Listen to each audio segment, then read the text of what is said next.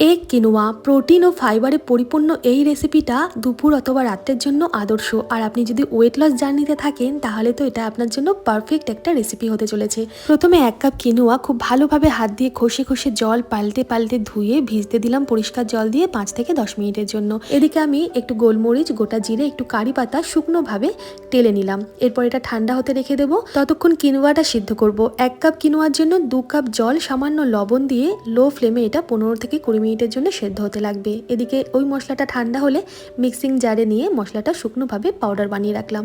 15 minute পর quinoa সিদ্ধ হয়ে যাওয়ার পর জলটা শুকিয়ে গেলে সামান্য হলুদ এর মধ্যে অ্যাড করে নাড়াচাড়া করে রেখে দেবো। এদিকে একটা কড়াইতে সামান্য সর্ষের তেল গরম করে রসুন কুচি, পেঁয়াজ কুচিটা একটু ভেজে 2টো ডিম দিয়ে সামান্য লবণ দিয়ে ডিমটা ভুর্জি বানিয়ে পেঁয়াজ রসুনের সাথে ভালোভাবে ভেজে নেব। এরপর একে একে গুঁড়ো মশলাটা সেদ্ধ কিনোয়া দিয়ে খুব ভালোভাবে ডিমের সাথে ভেজে নামানোর আগে ধনেপাতা কুচি আর একটু লেবুর রস ছড়িয়ে পরিবেশন করব।